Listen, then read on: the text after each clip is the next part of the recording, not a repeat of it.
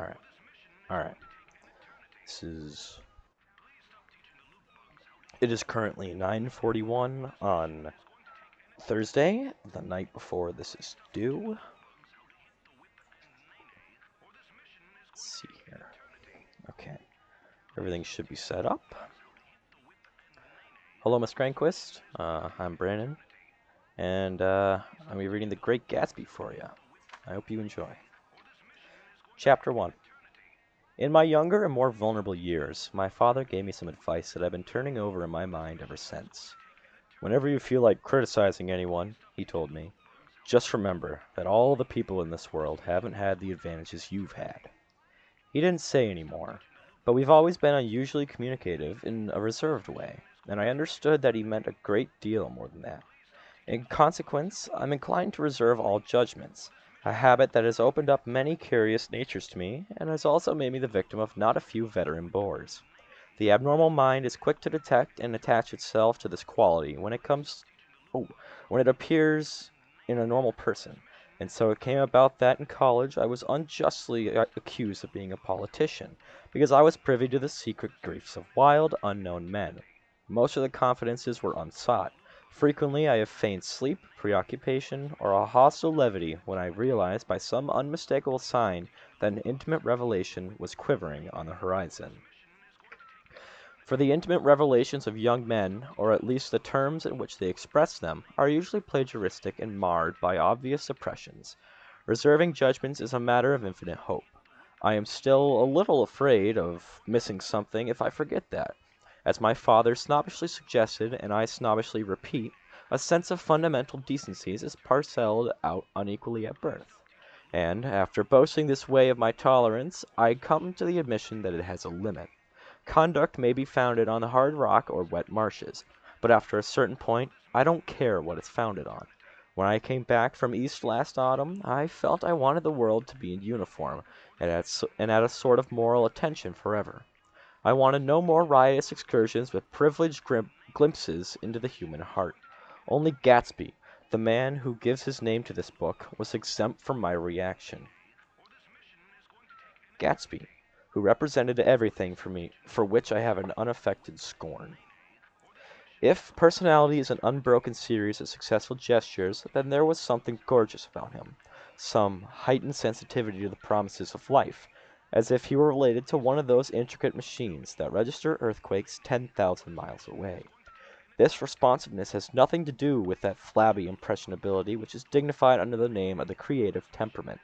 It was an extraordinary gift for hope, a romantic readiness such as I have never found in any other person, and which is not likely I shall ever find again. No, Gatsby turned out all right at the end. It is what preyed on Gatsby, what foul dust floated in the wake of his dreams that temporarily closed out my interest in the abortive sorrows and short-winded elations of men.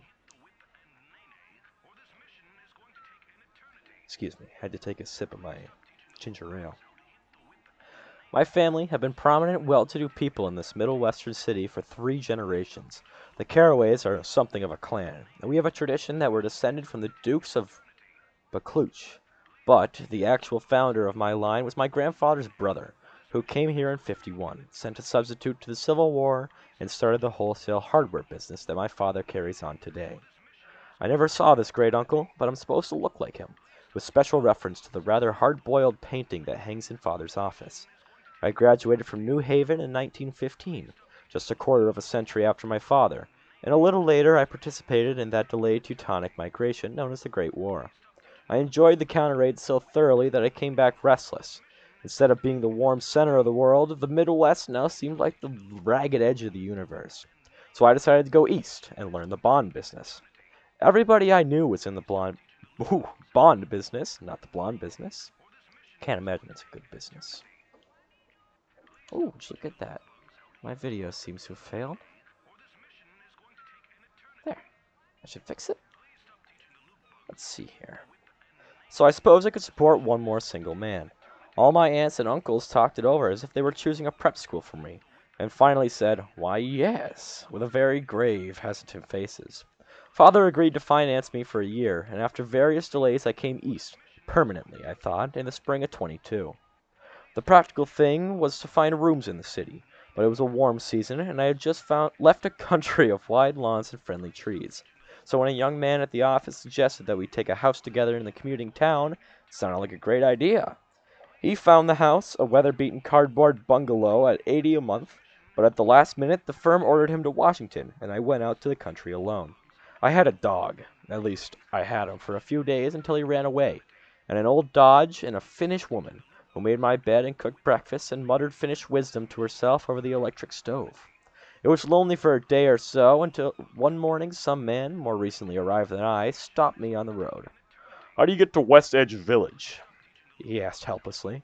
I told him, and as I walked on I was lonely no longer. I was a guide, a pathfinder, an original settler.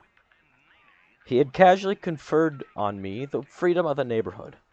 And so, with the sunshine and great bursts of leaves growing on the trees, just as things grow in fast movies, I had that unfamiliar conviction that life was beginning over again with the summer. There was so much to read, for one thing, and so much fine health to be pulled down out of the young, breathing, breath-giving air. I bought a dozen volumes on banking and credit and investment securities, and they stood on my shelf in red and gold like new money from the mint, promising to unfold the shining secrets that only Midas and Morgan and Masonists knew. And I had the high intention of reading many other books besides. I was rather literary in college. One year I wrote a series of very solemn and obvious editorials for the Yale News. And now I was going to bring back all such things into my life and become again the most limited of all specialists, the well-rounded man. This isn't just an epigram. Life is much more successfully looked at from a single window, after all. It was a matter of chance that I should have rented a house in one of the strangest communities in North America. It was on that slender, riotous island which extends itself due east of New York, and where there are, among other natural curiosities, two unusual formations of land. 20 miles from the city, a pair of enormous eggs, identical in contour and separated only by a courtesy bay, was jut out into the most domesticated body of salt water in the Western Hemisphere, the great wet barnyard of Long Island Sound.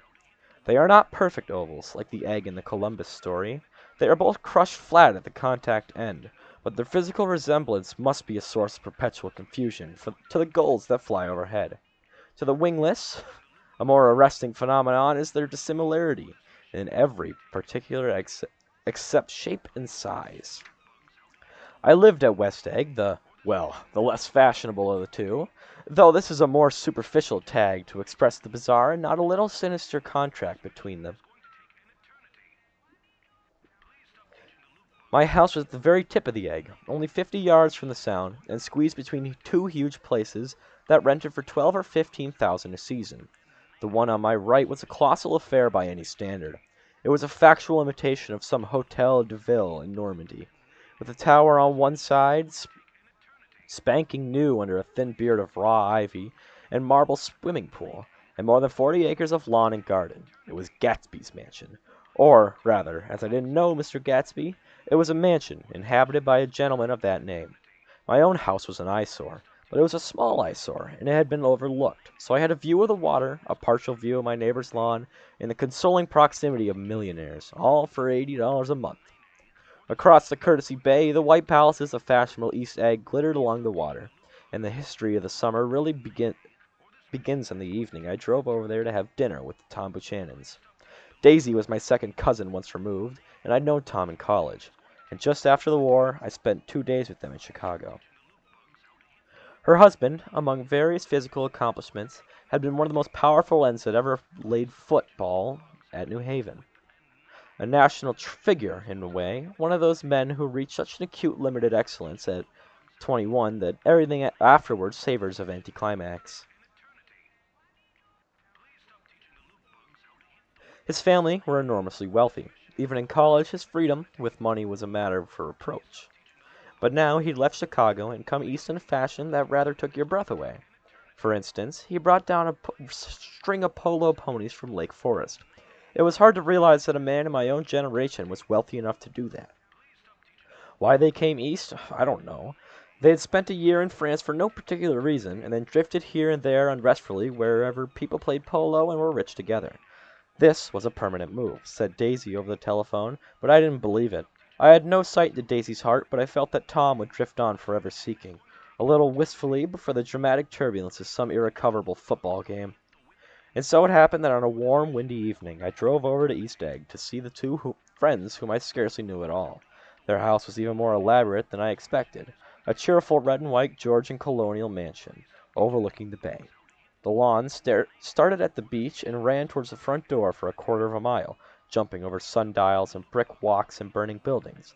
Finally, when it reached the house, drifting up the side in the bright vines, as though from the momentum of its run.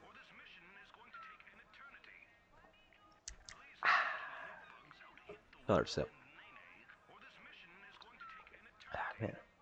Shout out to Werner. Makes a good drink. Let's see here. The front was broken by a line of French windows, glowing now with reflected gold and wide open to the warm, windy afternoon, and Tom Buchanan in riding clothes was standing with his legs apart on the front porch. He had changed since his New Haven years. Now he was a sturdy, straw-haired man of 30, with a rather hard mouth and a supercilious manner. Two shining, arrogant eyes had established dominance over his face and gave him the appearance of always leaning aggressively forward. Not even the effeminate swank of his riding clothes could hide the enormous power of that body. He seemed to fill those glistening boots until he strained the top lacing, and you could see a great pack of muscles shifting when his shoulder moved under his thin coat. It was a body capable of enormous leverage, a cruel body. Alright, he's focusing on his body quite a lot, but could just be admiring him, you never know. His speaking voice, a gruff, husky tenor, added to the impression of fractiousness he conveyed. There was a touch of paternal contempt in it, even toward people he liked, and there were men at New Haven who had hated his guts. "Now, don't think my opinion on these matters is final," he seemed to say, "just because I'm stronger and more of a man than you are." We were in the same senior society, and while we were never intimate, I always had the impression that he approved of me and wanted me to like him with some harsh, defiant wistfulness of his own. We talked for a few minutes on the sunny porch. "I've got a nice place here," he said, his eyes flashing around restlessly. Turning me around by one arm, he moved a broad, flat hand across the front vista, including in its sweep a sunken Italian garden, a half-acre of deep, pungent roses, and a snub-nosed motorboat that bumped the tides offshore. "It belonged to Domain, the oil man." He turned me around again, politely and abruptly. "We'll go inside." We walked through a high hallway into a bright rosy-colored space, fragilely bound into the house by the French windows at either end. The windows were ajar, and gleaming white against the fresh grass outside that seemed to grow a little way into the house. A breeze blew through the room, blew curtains in at one end and out the other like pale flags, twisting them up toward the frosted wedding cake of the ceiling, and then rippled over the wine-colored rug, making a shadow on it as wind does on the sea. The only completely stationary object in the room was an enormous couch on which two young women were buoyed up upon, as though upon an anchored balloon. They were both in white, and their dresses were rippling and fluttering as if they had just been blown back in after a short flight around the house. I must have stood for a few moments, listening to the whip and snap of the curtains and the groan of the picture on the wall. Then there was a boom, as Tom Buchanan shut the rear windows and the cot wind died out about the room, and the curtains and rugs and the two young women ballooned slowly to the floor. The younger of the two was a stranger to me. She was extended full length at her end of the divan, completely motionless, and with her chin raised a little, as if she were balancing something on it which was quite likely to fall. If she saw me out of the corner of her eyes, she gave no hint of it. Indeed, I was almost surprised into murmuring an apology for having disturbed her by coming in. The other girl, Daisy, made an attempt to rise.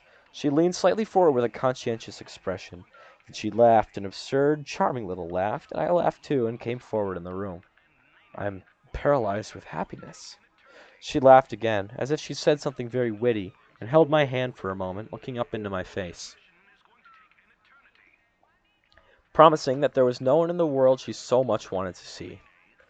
That was a way she had. She hinted in a murmur that the surname of the bouncing girl was Baker. I'd heard it said that Daisy's murmur was only to make people lean toward her, an irrelevant criticism that made it no less charming.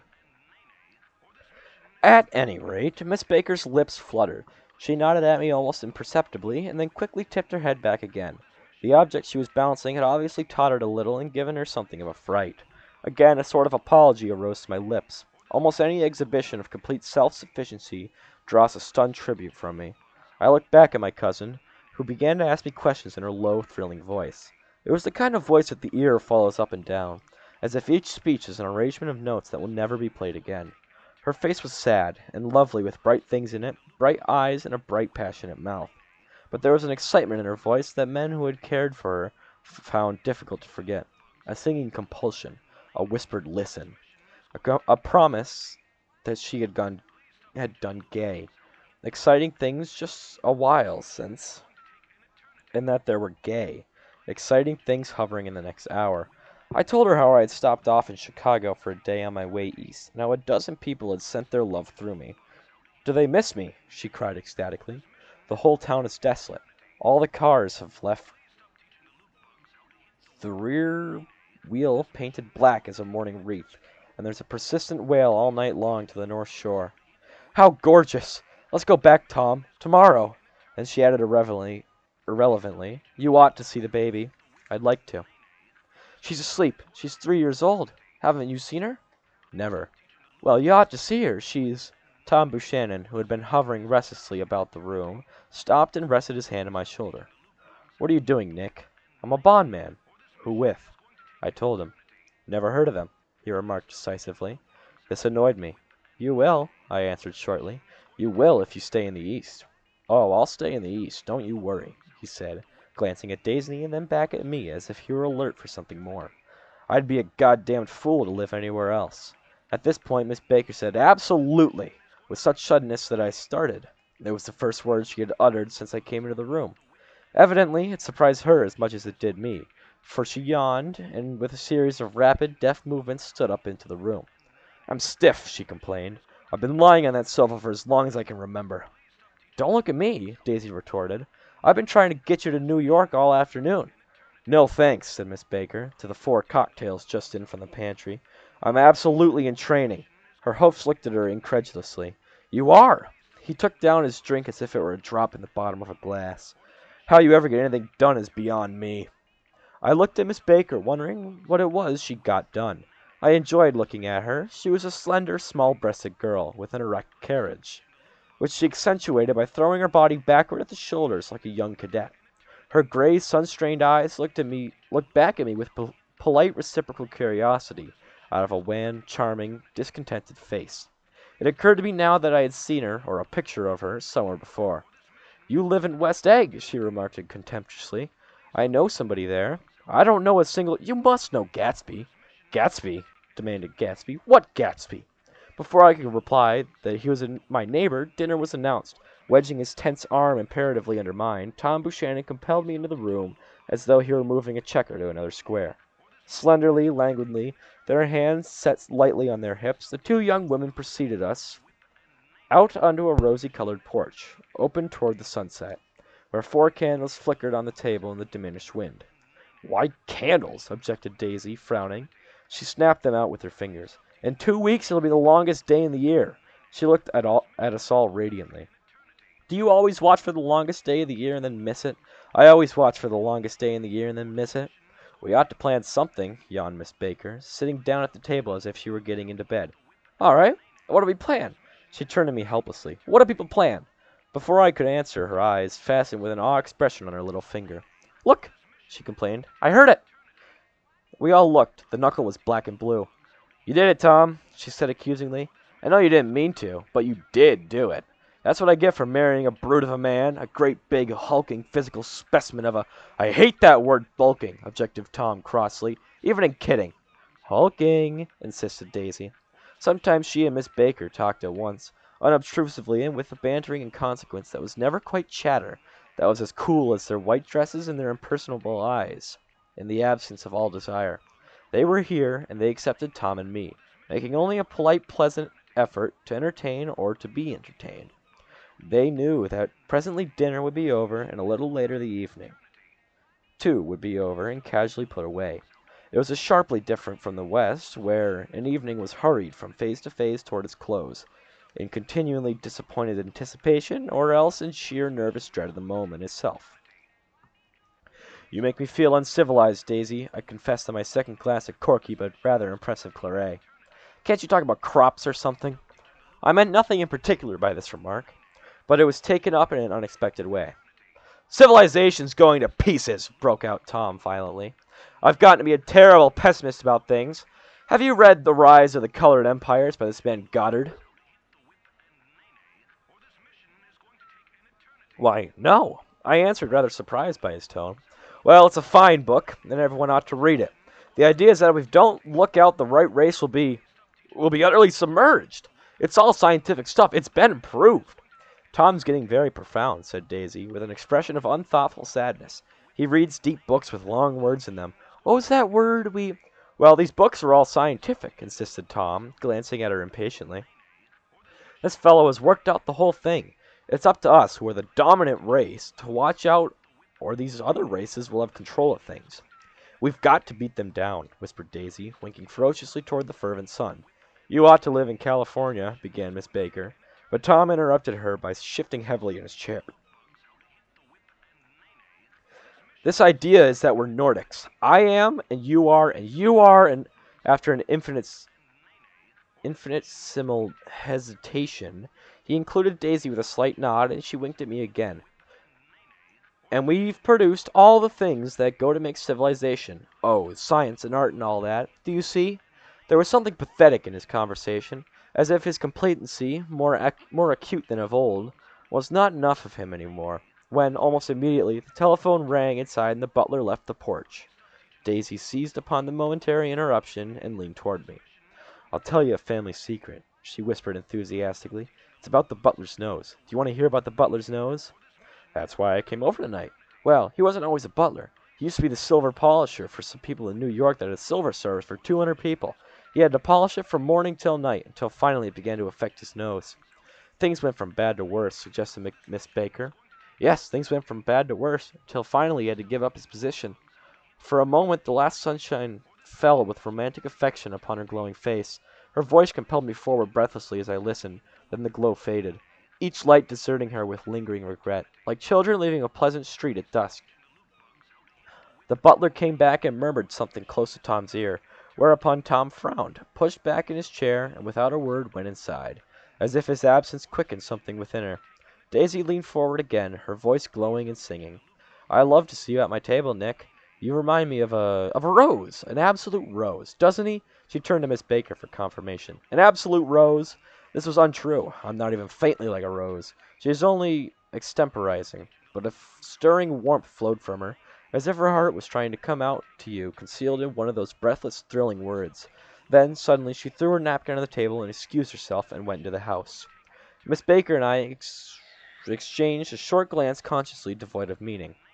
I was about to speak when she sat up alertly and said "Shh" in a warning voice.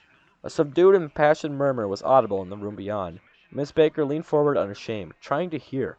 The murmur trembled on the verge of coherence, sank down, mounted excitingly, and then ceased altogether.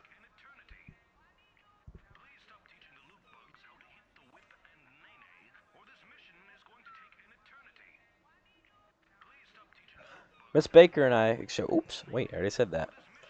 This Mr. Gatsby you spoke of as my neighbor, I said. Don't talk. I want to hear what happens. Is something happening? I inquired innocently. You mean to say you don't know? Miss Baker, honestly surprised. I thought everybody knew. I don't. Why, she said hesitantly, Tom's got some woman in New York. Got some woman? I repeated blankly. Miss Baker nodded. She might have the decency not to telephone him at dinner time, don't you think? Almost before I grasped her meaning, there was the flutter of a dress and the crunch of leather boots, and Tom and Daisy were back at the table. It couldn't be helped! Cried Daisy with tense gaiety. She sat down, glanced searchingly at Miss Baker and then at me, and then continued.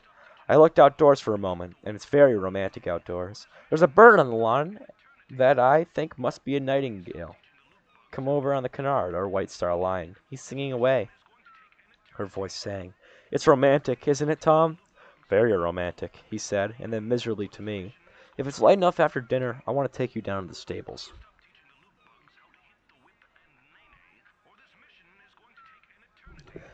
The telephone rang inside, startlingly, and as Daisy shook her head decisively at Tom, the subject of the stables, in fact all subjects, vanished into air.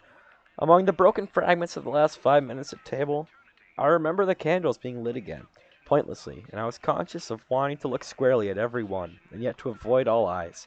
I couldn't guess what Daisy and Tom were thinking, but I doubt if even Miss Baker, who seemed to have mastered a certain hearty skepticism, was able to utterly put this fifth guest's shrill, metallic urgency out of mind. To a certain temperament, the situation might have seemed intriguing. My own instinct was to telephone immediately for the police. The horses, needless to say, were not mentioned again. Tom and Miss Baker, with several feet of twilight between them, strolled back into the library, as if to vigil beside a perfectly tangible body, while trying to look pleasantly interested and a little deaf. I followed Daisy around a chain of connecting verandas to the porch in front. In its deep gloom, we sat down side by side on a wicker settee.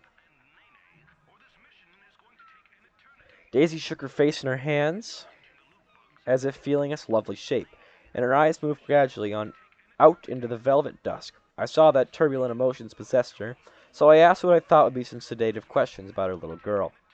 "We don't know each other very well, Nick," she said suddenly. "Even if we are cousins, you didn't come to my wedding." "I wasn't back from the war." "That's true." She hesitated. "Well, I've had a very bad time, Nick, and I'm pretty cynical about everything." Evidently, she had reason to be. I waited, but she didn't say any more, and after a moment I returned rather feebly to the subject of her daughter. "I suppose she talks and eats everything." "Oh, yes." She looked at me absently. "Listen, Nick, let me tell you what I said before she was bored." "Would you like to hear?" "Very much." "It'll show you how I've forgotten to feel about things." Well, she was less than an hour old, and Tom was God knows where. I woke up out in the ether with an utterly abandoned feeling, and asked the nurse right away if it was a boy or a girl. She told me it was a girl, and so I turned my head away and wept. "All right," I said. "I'm glad it's a girl, and I hope she'll be a fool. That's the best thing a girl can be in this world, a beautiful little fool." "You think I see everything's terrible anyhow," she went on in a convinced way. "Everybody thinks so, the most advanced people. And I know. I've been everywhere and seen everything and done everything." Her eyes flashed around her in a defiant way, rather like Tom's, and she laughed with thrilling scorn. "Sophisticated! God, I'm sophisticated!" The instant her voice broke off, ceasing to compel my attention, my belief, I felt the basic insincerity of what she had said. It made me uneasy, as though the whole evening had been a trick of some sort to exact a contributory emotion from me. I waited, and sure enough, in a moment she looked at me, with an absolute smirk on her lovely face, as if she had asserted her membership in a rather distinguished secret society to which she and Tom belonged. All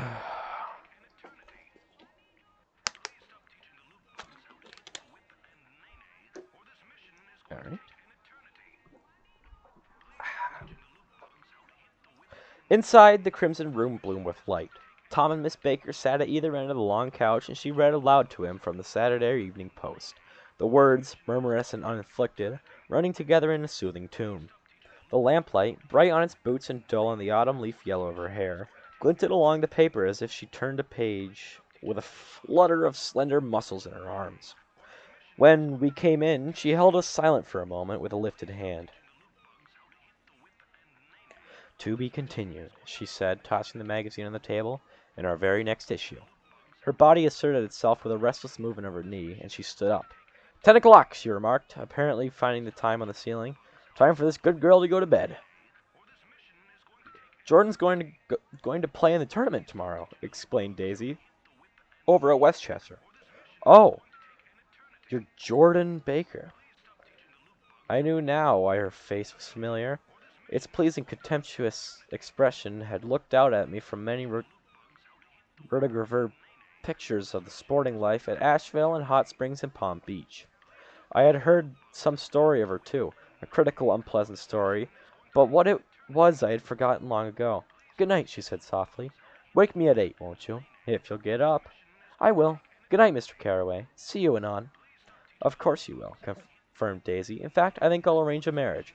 Come over often, Nick, and I'll sort of, fling you together. You know, lock you up accidentally in linen closets and push you out to sea in a boat, and all that sort of thing." "Good night," called Miss Baker from the stairs. "I haven't heard a word." She's a nice girl," said Tom after a moment. "They oughtn't to let her run around the country like this." "Who oughtn't to?" inquired Daisy coldly. "Her family." Her family is one aunt about 1,000 years old. Besides, Nick's going to look after her, aren't you, Nick? She's going to spend lots of weekends out here this summer. I think the home influence will be very good for her. Daisy and Tom looked at each other for a moment with silence. Is she from New York? I asked quickly. From Louisville. Our white girlhood was passed together there. Our beautiful white... Did you give Nick a little heart-to-heart talk on the veranda? Demanded Tom suddenly. Did I? She looked at me. I can't seem to remember, but I think we talked about the Nordic race. Yes, I'm sure we did. It sort of crept up on us, and first thing you know, don't believe anything you hear, Nick, he advised me. I said lightly that I heard nothing at all, and a few minutes later I got up to go home. They came to the door with me as I stood side by side in a cheerful square of light. As I started my motor, Daisy peremptorily called, Wait! I forgot to ask you something, and it's important.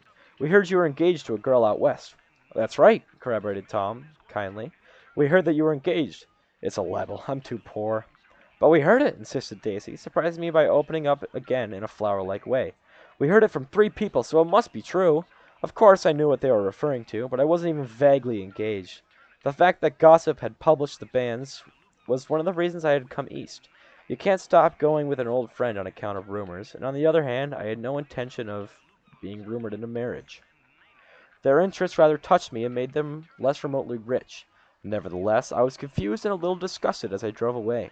It seemed to me that the thing for Daisy to do was to rush out of the house, child in arms, but apparently there were no such intentions in her head. As for Tom, the fact that he had some woman in New York was really less surprising than that he had been depressed by a book. Something was making him nibble at the edge of stale ideas, as if his sturdy physical egotism no longer nourished his peremptory heart. Already it was a deep summer on roadhouse roofs and in front of wayside garages, where new red gas pumps sat out in pools of light, and when I reached my estate at West Egg, I ran the car under a shed and sat for a while on an abandoned grass roller in the yard. The wind had blown off, leaving a loud, bright night, with wings beating in the trees and a persistent organ sound as the full bellows of the earth blew the frogs full of life. The silhouette of a moving cat wavered across the moonlight, and turning my head to watch it, I saw that I was not alone. 50 feet away, a figure had emerged from the shadow of my neighbor's mansion, and was standing with his hands in the pockets, regarding the silver pepper of the stars. Something in his leisurely movements and the secure position of his feet upon the lawn suggested that it was Mr. Gatsby himself, come out to determine what share was his of our local heavens. I decided to call to him. Miss Baker had mentioned him at dinner, and that would do for an introduction, but I didn't call to him, for he gave a sudden intimation that was consent to be alone. He stretched out his arms toward the dark water in a curious way, and, far as I was from him, I could have sworn he was trembling. Involuntarily I glanced seaward, and distinguished nothing except a single green light, a minute far away, that might have been the end of a dock. When I looked once more for Gatsby, he had vanished, and I was alone again in the unquiet darkness. End of chapter 1. Thoughts-wise, not a fan so far. I'll be honest. Nick seems kind of pretentious. Tom's a racist asshole who is also cheating on his wife for some reason. Gatsby, we don't know anything about. Baker, I mean, Baker's alright. I don't know. Nick seems to have a thing for Baker, which, pretty evident by how he, really drove home that she had, small breasts. I think Nick might be gay. I mean, no straight man goes into detail about a man's muscles like that. Well, yeah, that's chapter 1. I'm sure you listened to all of this.